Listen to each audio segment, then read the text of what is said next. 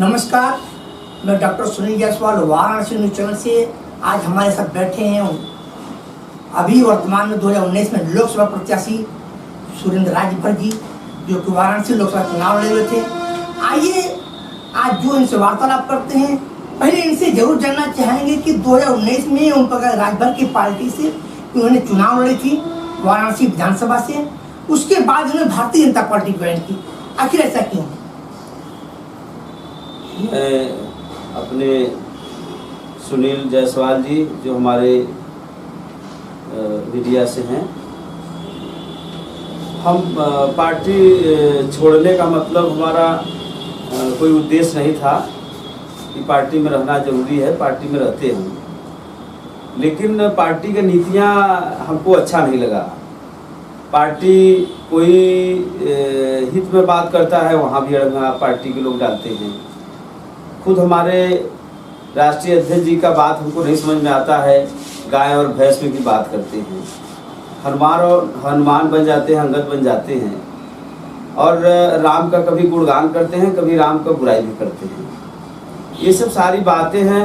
हम हिंदू राष्ट्र में हैं और हमें अपने संयम में रहना चाहिए। हमारे देश में देवी देवता वाल्मीकि से लेकर के हमारे देश में परशुराम जैसे भी पैदा हुए जो बहुत कुछ बोले, लेकिन हमारे देश में जो है कि कबीरदास जी, रहीमदास जी, तुलसीदास जी, सबकी भाषाएं हैं। सब ने क्या क्या बोला है, संयम रख करके बात अगर करे पार्टी के हमारे ओम प्रकाश राजभर जी, तो हम उस पार्टी में रहते। लेकिन उनके पास जब एक पार्टी के राष्ट्रीय अध्यक्ष के पास संयम खुद नहीं है, तो उस पार्टी के कार्यकर्ताओं में क्या संयम आ सकता है?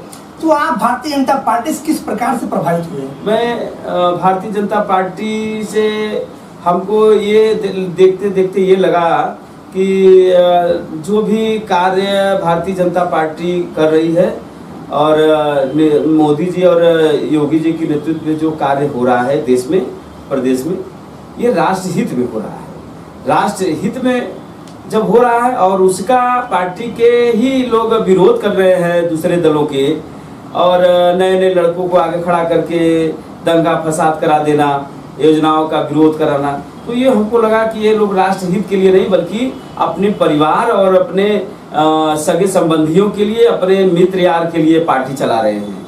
राष्ट्र हित के लिए पार्टी अगर कोई काम कर रहा है तो भारतीय जनता पार्टी कर रहा है। अब जैसे कि अभी वर्तमान में वाराणसी नहीं, बलिया नहीं, मिर्जापुर नहीं, जौनपुर नहीं, विभिन्न शहरों में एक उपद्रव हुई अग्निपथ के नाम पर। इस संदर्भ में अग्निपथ क्या कहना चाहेंगे? देखिए, युवा जो होते हैं 17, 18 साल, 22 साल के जो युवा होते हैं, इन लोगों के अंदर जोश भरा हुआ होता है और जोश में इनको जो विपक्ष के नेता हैं एंगल करते हैं कि ये आप लोगों का भविष्य खराब हो रहा है, लेकिन यहाँ उनका भविष्य नहीं खराब हो रहा, यहाँ नेताओं का भविष्य खराब हो रहा है, दूसरे पार्टी के नेताओं का भविष्य खराब हो रहा है कि उनका ऐसी योजना जो अग्निपथ योजना लाया गया है, इससे उनको ये लग रहा है कि सभी लोगों को रोजगार मिल जाएगा, सभी लोग अपने सैन्य के तीनों बलों में भर्ती होंगे, उससे जो है उनका जो समय समय पर जो विकास होना है, जो आगे उनको नौकरियां मिलेंगी। इसके जो सही दायरे बनाए गए हैं सरकार की तरफ से, मोदी और योगी जी की तरफ से, इसका विरोध करवाने के अलावा उनके पास कुछ है नहीं। अगर शायद इनका साथ वो सही बात कर लें तो उनको भी लोग तवज्जो देते, लेकिन अभी नहीं। अभी जब इस योजना का लाभ पाने वाले युवा पाने के बाद, भारतीय जनता पार्टी के बाद जितने भी पार्टी हैं, सबको यही हुआ, एक दिन कहेंगे कि ये लोग जो है केवल देशद्रोह या देश के में जो है कि कार्य सही करने की जगह उपद्रव करवाने वाला काम करते हैं। अग्निपथ योजना को सफल क्यों माना जाए? इसलिए सफल माना जाए, आज जो पहले से मैं बड़ी पार्टी रही कांग्रेस का, हम उनकी भी सम्मान किए, लेकिन कुंठित किसी जल को एक जगह अगर रखा जाए तो उसमें जो है कि कीड़ा पड़ जाता है।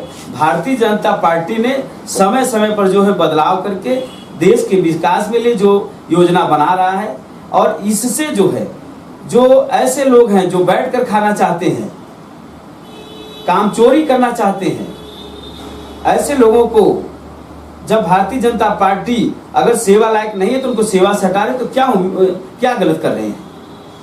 तो इसलिए सबको मौका मिलना चाहिए। इस योजना से सबको मौका मिलेगा, सभी युवाओं को मौका मिलेगा। इसमें हम युवा भाइयों से हमारा विनम्र निवेदन है कि समय रहते हुए इन लोगों के चक्कर में न पड़े, योजनाओं के लाभ के बारे में जानिए, उसके तरीके को जानिए, अपने बड़े बुजुर्ग या वैसे नेता से जानिए, और खुद जो है तीनों सैन्य बलों के जो है अध्यक्ष बोल रहे हैं, एक एक चीज बोल रहे हैं, और वो तो उसी नौकरी में, वो क्यों नहीं विरोध करते?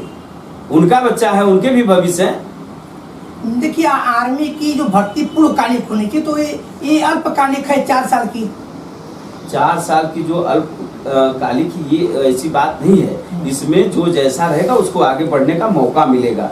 उसके साथ साथ सरकार ने योजना बनाया है, अगर 4 साल में उस तरीके से लोगों को किसी तरीके से उसको हटा रहे हैं तो उसके लिए योजना बना हुआ है, वो कहीं भी जा करके किसी फ्रंट पर अपना कार्य कर सकते हैं। अच्छा, जो शहर में उपद्रव कर रहे हैं, उपद्रव, इनके लिए क्या संदेश देना चाहेंगे? हम इनके लिए यही कहेंगे, इनको भगवान सद्बुद्धि दे। ये पढ़े लिखे हैं, किताब में पढ़ा गया है, सब कुछ पढ़ाया जाता है, और गलत कार्य करने वालों को चिन्हित किया जा रहा है, सरकार कर रही है। हम तो अपने गांव में, मेरा गांव जो खनाव पड़ता है इस जिले के, मैं सभी लोगों से कहा, मेरे गांव का एक भी, क्या मेरे 25-30 गाँव में जहां तक हम लोग बैठ करके इस बात को किए, कोई नहीं गया। कहा कि नहीं, सही बात है, भारतीय जनता पार्टी सरकार योजना को ला रही है, केवल उपद्रवी नेता लड़कों को, नए लड़कों को भड़काने का काम कर रहे हैं और ये आगजनी का काम कर रहे हैं। इसी बनारस में जनता ने समझा दिया है लोगों को, उपद्रवियों को, कि इस तरीके से न आए। नई जनता भी इनके खिलाफ होने वाली थी, इसलिए बनारस में ऐसा नहीं हो पाया, और जहां तक कर पाए, लेकिन बाद में हमारी बनारस की जनता समझ गया है। मैं बनारस के नौजवानों को बहुत बहुत धन्यवाद देता हूं कि आप लोग बहुत सुलझे हुए हैं, इनके चक्कर में न आए। ये नेता जो है, इनकी सरकारें जब रही है, आगजनी हुआ है, गुंडई हुआ है, चट्टी चौराहे पर जो है प्रशासन का कोई इज्जत नहीं हुआ है। ये जो आप पीछे से आग लगा रहे हैं युवाओं के साथ, सामने क्यों नहीं आकर के बोल देते हैं? इनकी बोलने की हिम्मत नहीं, इसलिए कि योजना सही है।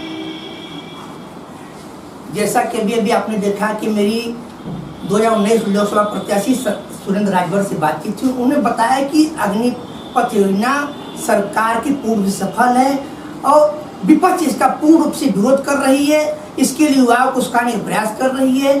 डॉक्टर सुनील जायसवाल साहब, आप देख रहे हैं वाराणसी।